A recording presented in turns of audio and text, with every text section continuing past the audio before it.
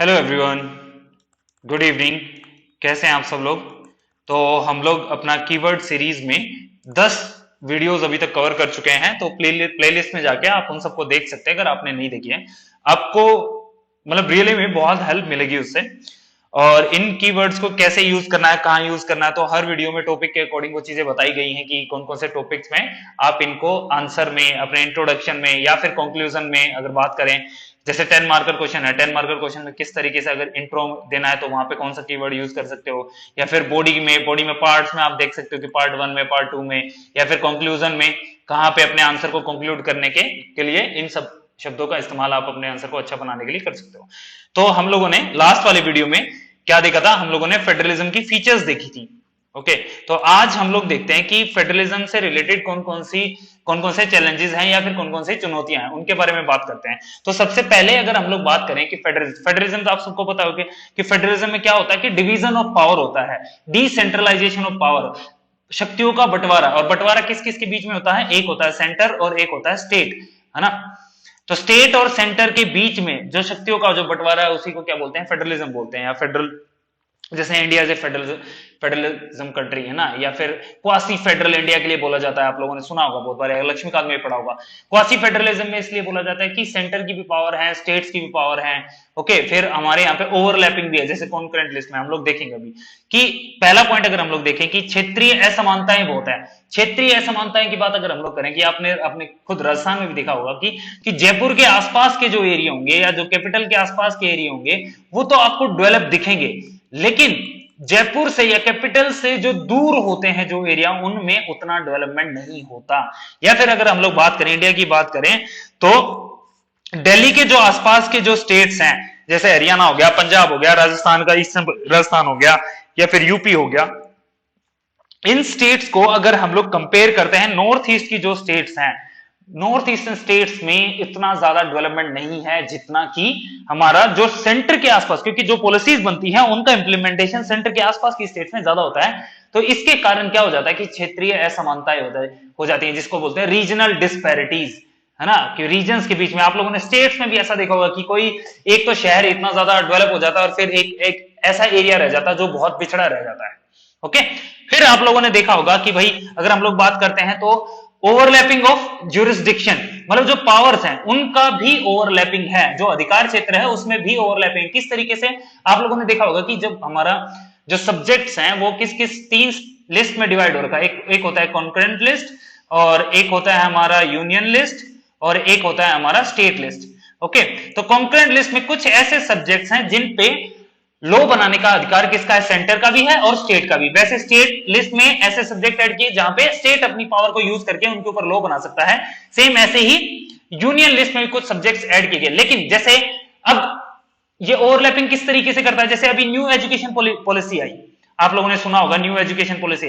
तो एजुकेशन जो है वो स्टेट लिस्ट में स्टेट सब्जेक्ट है, लेकिन सेंटर उस पर अपना हक जता के, सेंटर उस पर रूल बना रहा है कि न्यू एजुकेशन पॉलिसी हर जगह लागू होगी।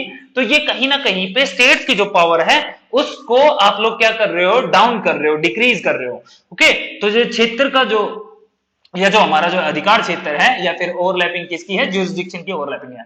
फिर वन साइज फिट्स ऑल वाला जो दृष्टिकोण है, जैसे सरकार ने एक स्कीम बना दी, वो स्कीम इस तरीके से बना दी कि ये स्कीम सबके लिए है, लेकिन ऐसा नहीं हो सकता। किसी भी स्कीम का इंप्लीमेंटेशन अगर हम लोग देखें तो वो बहुत सारे फैक्टर्स पे डिपेंड करता है कि ज्योग्राफिकल फैक्टर्स कैसे हैं, पॉलिटिकल सिचुएशन कैसी है, फिर या एक फाइनेंशियल कंडीशंस उस स्टेट की कैसी हैं, या फिर वहां पे इंफ्रास्ट्रक्चर कैसा है।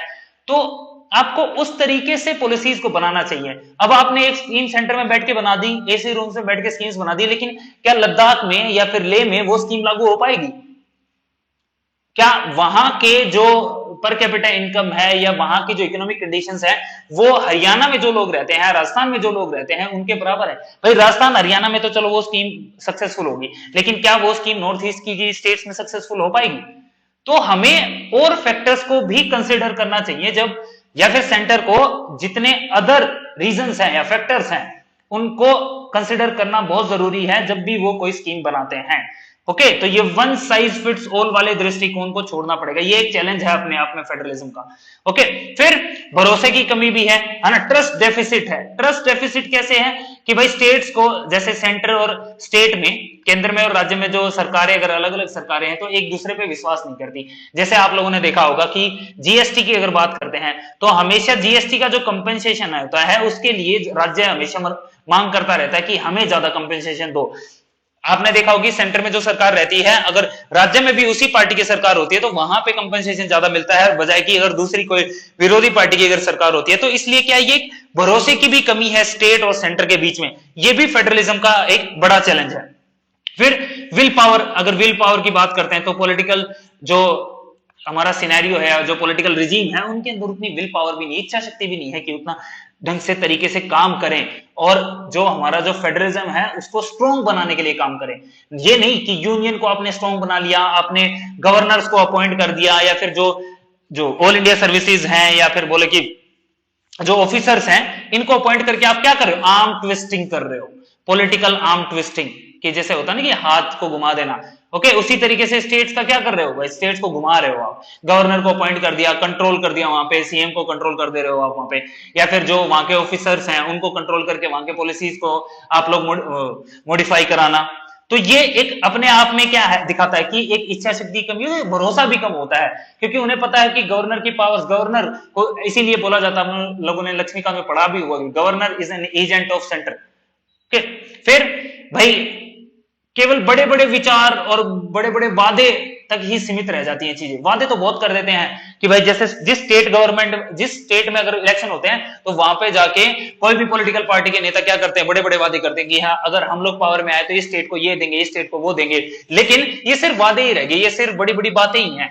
इनका अगर धरातल पे अगर हम लोग देखें तो इनको अच्छे से इंप्लीमेंट नहीं किया जाता है। तो ये भी एक बहुत बड़ा चैलेंज है कि limited to big promises and big talks only, है ना, बस बातें हो जाती हैं। फिर अगर हम लोग देखें तो पार्टी पॉलिटिक्स है ना, वो ओवरराइड करती है पॉलिसी पॉलिटिक्स को। पार्टी मतलब पार्टी को जीताने के लिए कि बस हमें तो पावर चाहिए, हमारी पॉलिटिकल पार्टी जीतनी चाहिए, हमें बाकी चीजों जो पॉलिसीज हैं उनकी लड़ाई नहीं होती। आप लोग देखते होंगे कि इलेक्शन में जो वोट मांगा जाता है तो वो किन चीजों के नाम पे, धर्म के नाम पे या पॉलिटिकल आइडियोलॉजी के नाम पे, इन सब पे वोट मांगा जाता है, रेदर देन कि हम लोग ये पॉलिसी लेके आएंगे, हम लोग एजुकेशन को इंप्लीमेंट करेंगे या फिर हेल्थ सेक्टर को इंप्रूव करेंगे। इन चीजों पर बातें नहीं होती। अगर इनके अलावा, अगर ये तो सारे पॉइंट्स अपन लोगों ने देख लिए, अगर इनके अलावा अगर हम लोग कुछ पॉइंट्स की बात करते हैं तो आप लोगों ने देखा होगा कि जो ऑफिस ऑफ गवर्नर है वो भी अपने आप में आज के टाइम पे आप लोगों ने देखा कि इस पे बहुत ज्यादा विवाद रहता है। गवर्नर के थ्रू सेंट्रल गवर्नमेंट क्या करता है कि स्टेट गवर्नमेंट को कंट्रोल करने का ट्राई करता रहता है, या फिर इंटीग्रेटेड सर्विसेज की बात कर लो, या फिर वो जो स्टेट्स की जो ऑटोनॉमी है वहां पे क्या कर रहा है, सेंटर एनक्रोच कर रहा है। एनक्रोच करने का मतलब कि जैसे कॉन्करेंट लिस्ट हो गया, स्टेट लिस्ट हो गया, उनमें जो सब्जेक्ट्स हैं उनमें लॉ बनाने का, क्योंकि उनका काम तो उस लिस्ट में लॉ बनाने का काम किसका, स्टेट का, लेकिन सेंटर क्या कर रहा है वहां पे एनक्रोच कर रहा है। जैसे आप लोगों ने देखा होगा आर्टिकल 370 को हटा देना, अपने आप में ही एक मतलब स्टेट्स की ऑटोनॉमी को खत्म कर देना, फिर ये न्यू एजुकेशन पॉलिसी को लागू कर देना, या फिर किसी भी स्टेट में अगर थोड़ा सा भी मान लो कुछ हो जाता है तो फिर फोर्स को डिप्लॉय कर देना, सीआरपीएफ डिप्लॉय कर दी, आर्मी डिप्लॉय कर दी, वहां की पुलिस को कंट्रोल में ले लेना। फिर हेल्थ, जैसे अभी कोविड टाइम पे आप लोगों ने देखा होगा, हेल्थ वैसे तो स्टेट सब्जेक्ट है, बट स्टेट सेंटर को, क्योंकि वो उस टाइम पे आपदा थी तो सेंटर को स्टेट्स की मदद करनी चाहिए, लेकिन सेंटर ने ये कह के अपने आप को अलग करना चाहा कि जो हेल्थ सब्जेक्ट जो है वो एक स्टेट सब्जेक्ट है, तो ये स्टेट की रिस्पॉन्सिबिलिटी है हेल्थ को संभालना। तो ये अपने आप में ही एक चैलेंज क्रिएट कर दे रहा है हमारे फेडरलिज्म के लिए। ओके, फिर जीएसटी कंपनसेशन की हम लोगों ने बात की ही। रीजनलिज्म भी आप बता सकते हो कि रीजनल क्षेत्रवाद बहुत ज्यादा है। जैसे अभी आप लोगों ने न्यूज में सुना होगा कि खालिस्तान की अलग मांग हो रही थी, या असम साइड में जाओगे, नॉर्थ ईस्ट में तो बोडोलैंड की, गोरखालैंड की, इनकी समय समय पे मांग उठती रहती है कि हमें भारत देश से अलग होना है, या अपने आप को अलग करना है, या पर्टिकुलर स्टेट से अलग करना है। तो ये भी एक बहुत बड़ा चैलेंज है। ओके, फिर टेररिज्म हो गया, या फिर साइबर अटैक्स हो गए, ये सारी चीजें तो है, वो सब आपको पता है। ओके, तो ये पॉइंट्स, ये कीवर्ड्स आप अपने आंसर में यूज कर सकते हो और बता सकते हो कि हमारे संघवाद से रिलेटेड कौन कौन सी ऐसी चुनौतियां हैं, तो इन कीवर्ड्स का आप यूज कर सकते हो। बाकी अपनी मेंस टेस्ट सीरीज का बैच 2 आने वाला है, बैच 1 सक्सेसफुली रन कर रहा है। ओके, वहां पे बच्चों का फीडबैक जान सकते हो। फिर अपना रैपिड जो प्रोग्राम था, रैपिड प्रोग्राम था पेपर 4 के लिए, वो अभी कंप्लीट हो चुका है, जिसमें पद्मा मैम और अरविंद सर ने इंग्लिश और हिंदी का पूरा सिलेबस, ऑलमोस्ट पूरा सिलेबस कवर कराया था, और 60 डेज में इतने प्रैक्टिस क्वेश्चंस को प्रैक्टिस कराया गया था कि जो जिन लोगों ने ये पेपर 4 किया था या रैपिड प्रोग्राम किया था, तो उन लोगों का जो पेपर 4 का जो डर है, ये जो 200 मार्क्स हैं, ये उन्होंने अब ऑलरेडी कवर कर दिए हैं। तो आप लोग कमेंट करके बताना कि पेपर 4 को या रैपिड प्रोग्राम को दोबारा से स्टार्ट करना चाहिए, नहीं करना चाहिए। पद्मा मैम और अरविंद सर इस सेशंस को लेंगे, वहां पे सेशंस लेते हैं, बच्चों के डाउट्स लेते हैं। ओके, ये वीकली सेशंस होते हैं। ओके, तो that's all, thank you very much. बाकी मिलते हैं अपन लोग जल्दी ही। Okay, thank you.